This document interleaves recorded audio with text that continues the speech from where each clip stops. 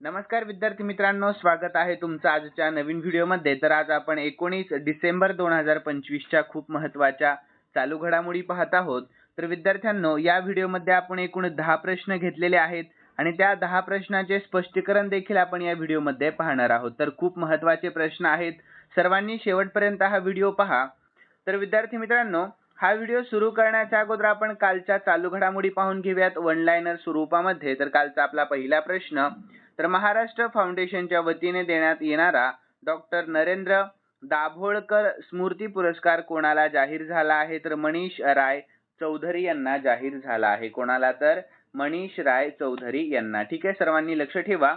यानंतर विद्यार्थ्यांनो, पुढील प्रश्न दुसरा आहे, तर महाराष्ट्रातील प्रकल्प महादेव कशाशी संबंधित आहे? तर फुटबॉलशी संबंधित आहे। यानंतर 15 डिसेंबर 2025 रोजी आलेल्या शक्तिशाली वादळामुळे कोणत्या देशातील स्टॅच्यू ऑफ लिबर्टीची 24 मीटर उंच प्रतिकृती कोसळून नष्ट झाली आहे? तर ब्राझील। यानंतर चौथा प्रश्न, रोजगार हमी योजना देणारे विकसित भारत गॅरंटी फॉर रोजगार अँड आजीविका मिशन हे विधेयक लोकसभेमध्ये कोणी मांडले आहे? तर शिवराज सिंह चौहान यांनी मांडले आहे। यानंतर विद्यार्थी मित्रांनो, तर महाराष्ट्र फाउंडेशनच्या वतीने देण्यात येणारा समाजकार्य जीवन गौरव पुरस्कार कोणाला जाहीर झाला आहे? तर लीला चितळे यांना। यानंतर भारतीय जनता पक्षाच्या म्हणजेच बीजेपीच्या राष्ट्रीय कार्यकारी अध्यक्षपदी कोणाची नियुक्ती करण्यात आली? तर नितीन नबीन यांची। यानंतर नागरिकांना कल्याणकारी योजनांची माहिती सहज उपलब्ध करून देण्यासाठी कोणत्या राज्य सरकारने मेरी योजना नावाचे पोर्टल सुरू केले आहे? तर उत्तराखंड। यानंतर चिली देशाचे नवीन राष्ट्रपती कोण बनले आहे? तर जोसे अँटोनियो कास्ट असे त्यांचे नाव आहे। यानंतर महाराष्ट्र फाउंडेशनच्या वतीने देण्यात येणारा दिलीप विचित्रे स्मृती साहित्य जीवन गौरव पुरस्कार कोणाला जाहीर झाला? तर अरुण खोपकर यांना। यानंतर 10वा प्रश्न कालचा आपला शेवटचा होता, दिनविशेषवर आधारित। तर आंतरराष्ट्रीय स्थलांतरित दिन दरवर्षी कोणत्या तारखेला साजरा केला जातो? तर 18 डिसेंबर या तारखेला। यानंतर विद्यार्थ्यांनो, आज आहे 19 डिसेंबर 2025 ही तारीख आणि आजचा आपला पहिला प्रश्न पाहूयात। महत्त्वाचा आहे, सर्वांनी या पहिल्या प्रश्नाकडे लक्ष द्या। तर माणिकराव कोकाटे यांच्या राजीनाम्यानंतर आपल्या महाराष्ट्राच्या क्रीडा मंत्री पदाची जबाबदारी कोणाकडे नुकतीच सोपवण्यात आली आहे? तर याचे योग्य उत्तर आहे ऑप्शन सी, अजित पवार यांच्याकडे। कोणाकडे? तर आपल्या महाराष्ट्राचे उपमुख्यमंत्री अजित पवार यांच्याकडे। ठीक आहे, तर याविषयी शॉर्टमध्ये महत्त्वाची माहिती पाहूयात। तर माणिकराव कोकाटे यांच्या राजीनाम्यानंतर आपल्या महाराष्ट्राच्या क्रीडा आणि युवक कल्याण मंत्री पदाची अतिरिक्त जबाबदारी उपमुख्यमंत्री अजित पवार यांच्याकडे नुकतीच सोपवण्यात आले आहे। तर महत्त्वाची माहिती पाहूयात आपण याविषयी। तर बदल काय? तर 18 डिसेंबर 2025 रोजी राज्यपाल आचार्य देवव्रत यांनी मुख्यमंत्री देवेंद्र फडणवीस यांच्या शिफारसीनुसार कोकाटे यांच्याकडील खाती उपमुख्यमंत्री अजित पवार यांच्याकडे वर्ग करण्यास मंजुरी दिलेली आहे। तर सोपवलेली खाती कोणती? तर क्रीडा व युवक कल्याण विभागासोबतच अल्पसंख्याक विकास आणि ओकाफ या विभागांची जबाबदारीही अजित पवार आता सांभाळणार आहेत। तर विद्यार्थ्यांनो, तर राजीनाम्याचे कारण काय आहे? तर 1995च्या एका घरकुल फसवणूक प्रकरणामध्ये नाशिक सत्र न्यायालयाने कोकाटे यांची 2 वर्षांची शिक्षा कायम ठेवल्याने आणि अटकेचे वॉरंट जारी केल्याने त्यांनी आपल्या मंत्रिपदाचा राजीनामा दिला आहे। आणि अजित पवार हे सध्या राज्याचे उपमुख्यमंत्री असून त्यांच्याकडे वित्त, नियोजन आणि राज्य उत्पादन शुल्क ही खाती आधीच आहेत। यानंतर दुसरा प्रश्न आहे, लक्षात ठेवा। तर ऑस्कर 2026 साठी आपल्या भारताकडून कोणत्या चित्रपटाचे नामांकन देण्यात आले आहे? तर याचे योग्य उत्तर ऑप्शन सी, होमबाउंड या। कोणत्या? तर होमबाउंड या। तर विद्यार्थी मित्रांनो, याविषयी शॉर्टमध्ये महत्त्वाची माहिती पाहूयात। तर ऑस्कर 2026 साठी आपल्या भारताकडून नीरज घायवान दिग्दर्शित होमबाउंड या चित्रपटाची सर्वोत्कृष्ट आंतरराष्ट्रीय फीचर फिल्म श्रेणीसाठी नुकतीच निवड करण्यात आली आहे। यानंतर ज्यामध्ये ईशान खट्टर, जान्हवी कपूर आणि विशाल जेठवा मुख्य भूमिकेमध्ये आहेत आणि करण जोहरचे धर्मा प्रोडक्शन याला पाठिंबा देत आहे, अशी चर्चा सध्या सिनेमा सृष्टीमध्ये आहे। तर विद्यार्थी मित्रांनो, पुढील प्रश्न आहे तिसरा। तर आपल्या भारतातील कोणत्या शहरामध्ये फुटबॉलपटू लिओनेल मेस्सीचा 70 फूट उंच पुतळा उभारण्यात नुकताच आला आहे. तर याचे योग्य उत्तर ऑप्शन सी कोलकाता या कोणत्या तर कोलकाता. याविषयी महत्त्वाची शॉर्टमध्ये माहिती पाहूयात. तर प्रसिद्ध फुटबॉलपटू लिओनेल मेस्सीचा 70 फूट उंच भव्य पुतळा हा पश्चिम बंगालमधील कोलकाता या शहरामध्ये उभारण्यात आला आहे. तर या पुतळ्याबद्दलची महत्त्वाची माहिती आपण खालीलप्रमाणे पाहून घेऊयात. तर ठिकाण तर हा पुतळा कोलकात्याच्या लेक टाउन परिसरातील श्री भूमी स्पोर्टिंग क्लब येथे स्थापित करण्यात नुकताच आला. तर याची वैशिष्ट्ये काय आहे तर 70 फूट उंचीचा हा पुतळा लोखंडापासून बनवलेला असून यामध्ये मेस्सी फिफा विश्वचषक ट्रॉफी उंचावताना दिसत आहे. तर विद्यार्थ्यांनो अनावरण तर 13 डिसेंबर 2025 रोजी मेस्सीच्या GOAT इंडिया टूर दरम्यान या पुतळ्याचे व्हर्च्युअली अनावरण करण्यात आले आहे. यानंतर चौथा प्रश्न तर हरियाणाचे मुख्यमंत्री नायब सैनी यांनी कोणत्या शहराला राज्याचा 23वा जिल्हा बनवण्याची मोठी घोषणा केली आहे. तर याचे योग्य उत्तर ऑप्शन ए हानसिंहा कोणता तर हानसिंहा. तर याविषयी शॉर्टमध्ये महत्त्वाची माहिती पाहूयात. तर विद्यार्थ्यांनो हरियाणाचे मुख्यमंत्री नायब सिंग सैनी यांनी डिसेंबर 2025 मध्ये हान्सी शहराला राज्याचा 23वा जिल्हा बनवण्याची मोठी घोषणा केली आहे. तर या महत्त्वाच्या निर्णयाबाबतचे तपशील आपण खालीलप्रमाणे पाहून घेऊयात. तर घोषणा 16 डिसेंबर 2025 रोजी हान्सी येथे आयोजित विकास रॅली दरम्यान ही घोषणा करण्यात आली आहे. आणि प्रशासकीय मान्यता तर हरियाणा मंत्रिमंडळाने 18 डिसेंबर 2025 रोजी या निर्णयाला अधिकृत मंजुरी देखील दिली आहे. तर रचना काय तर नवीन हान्सी जिल्ह्यामध्ये सुमारे 110 गावांचा समावेश असेल जी सध्या हिसार जिल्ह्याचा भाग आहे. आणि इतिहास काय यांचा तर यापूर्वी 2017 मध्ये तत्कालीन मुख्यमंत्री मनोहर लाल खट्टर यांनी हान्सीला पोलीस जिल्हा म्हणून घोषित केले होते. ठीक आहे, लक्षात ठेवा. यानंतर विद्यार्थ्यांनो पाचवा प्रश्न तर नुकतेच नरेंद्र मोदी यांना कोणत्या देशाने आपला सर्वोच्च पुरस्कार ग्रेट ऑनर निशान देऊन नुकतेच सन्मानित केले आहे. तर याचे योग्य उत्तर आहे ऑप्शन सी इथिओपिया या कोणत्या तर इथिओपिया या. तर याविषयी शॉर्टमध्ये महत्त्वाची माहिती पाहूयात. तर पंतप्रधान नरेंद्र मोदी यांना नुकतेच इथिओपिया या देशाने आपला सर्वोच्च नागरी पुरस्कार द ग्रेट ऑनर निशान ऑफ इथिओपिया देऊन नुकतेच सन्मानित केले आहे. तर या पुरस्काराशी संबंधित आपण महत्त्वाची माहिती पाहून घेऊयात.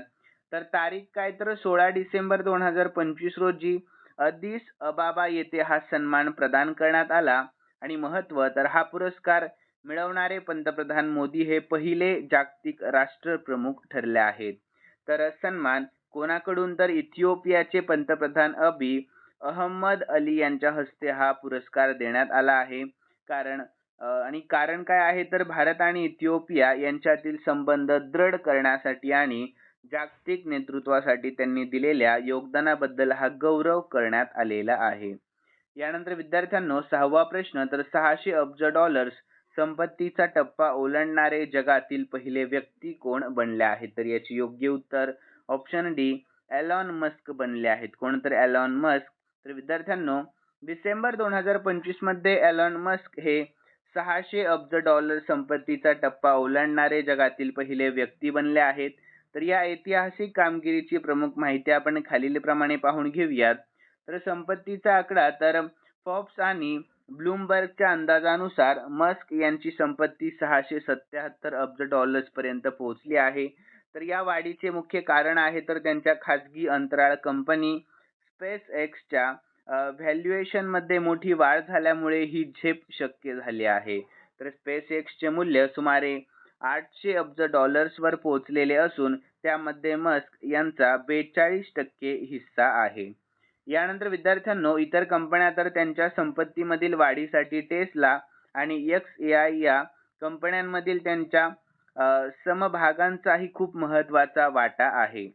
यानंतर पुढील प्रश्न आहे आपला 7वा. तर आंतरराष्ट्रीय ख्यातीचे शिल्पकार राम सुतार यांचे निधन केव्हा झाले आहे. तर याचे योग्य उत्तर ऑप्शन सी 18 डिसेंबर 2025 रोजी. केव्हा तर 18 डिसेंबर 2025.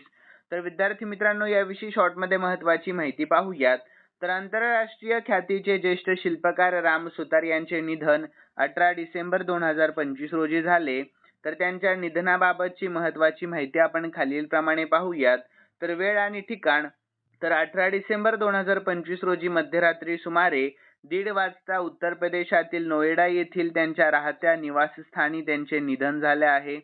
तर त्यांचे वय, तर त्यांनी वयाची 100 वर्ष पूर्ण केली होती आणि 101व्या वर्षी पदार्पण त्यांनी केले आहे. तर प्रमुख कार्य, तर जगातील सर्वात उंच पुतळा असलेल्या गुजरात येथील statue of unity Sardar Vallabhbhai Patel यांचा पुतळा, तर या पुतळ्याचे ते मुख्य शिल्पकार होते. तर विद्यार्थ्यांनो, पुरस्कार त्यांना हा तर भारत सरकारकडून पद्मश्री 1999 मध्ये आणि पद्मभूषण 2016 या पुरस्कारांसाठी सन्मानित करण्यात आले होते. तसेच नुकतीच त्यांना महाराष्ट्र भूषण पुरस्काराची ही घोषणा झालेली आहे. यानंतर 8वा प्रश्न, तर आपल्या भारतातील पहिले ISO प्रमाणपत्र मिळविणारे शिक्षण मंडळ कोणते आहे? तर याचे योग्य उत्तर ऑप्शन सी, महाराष्ट्र राज्य माध्यमिक व उच्च माध्यमिक शिक्षण मंडळ. तर विद्यार्थ्यांनो, याविषयी शॉर्टमध्ये महत्त्वाची माहिती पाहूयात. तर आपल्या भारतातील पहिले ISO प्रमाणपत्र मिळवणारे टिळक महाराष्ट्र विद्यापीठ पुणे हे विद्यापीठ ठरले आहे, ज्याला शैक्षणिक संस्था म्हणून ISO मानांकन मिळाले आहे. तर शालेय स्तरावर अनेक महानगरपालिका आणि शासकीय शाळांनी हे प्रमाणपत्र मिळवले आहे, जसे की पिंपरी चिंचवड मधील एका महानगरपालिका शाळेने आणि नंदुरबार मधील कोठली आश्रम शाळेने पण विद्यापीठाच्या स्तरावर TMV ने पहिले स्थान मिळवले आहे. ठीक आहे, सर्वांनी लक्षात ठेवा. तर विद्यार्थी मित्रांनो, पुढील प्रश्न आहे 8वा. तर आपल्या भारतातील पहिले ISO प्रमाणपत्र मिळवणारे शिक्षण मंडळ कोणते आहे? तर याचे योग्य उत्तर ऑप्शन सी, टिळक महाराष्ट्र विद्यापीठ आहे. कोणते? तर टिळक महाराष्ट्र विद्यापीठ पुणे.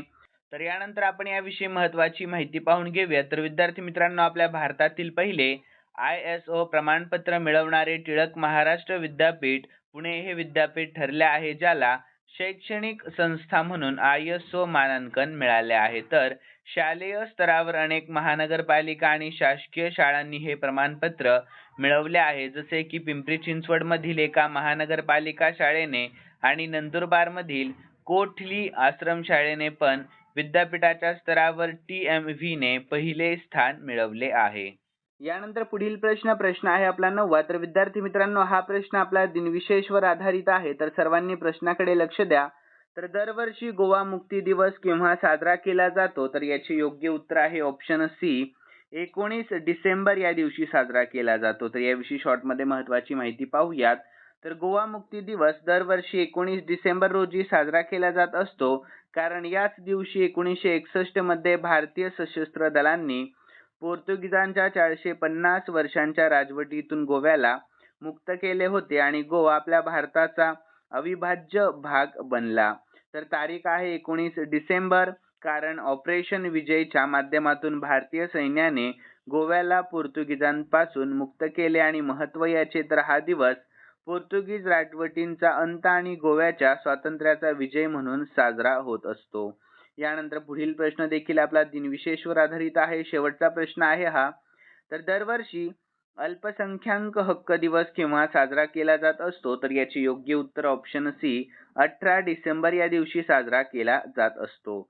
तर यानंतर आपण याविषयी महत्त्वाची माहिती पाहून घेऊया. तर दरवर्षी 18 डिसेंबर हा दिवस अल्पसंख्याक हक्क दिवस म्हणून साजरा केला जात असतो आणि या दिवसाचे महत्त्व काय आहे? तर धार्मिक, भाषिक, वांशिक आणि सांस्कृतिक अल्पसंख्याकांच्या हक्कांचे रक्षण करणे आणि त्यांच्या अधिकारांबद्दल समाजामध्ये जागरूकता निर्माण करणे या दिवसाचे मुख्य उद्दिष्ट आहे.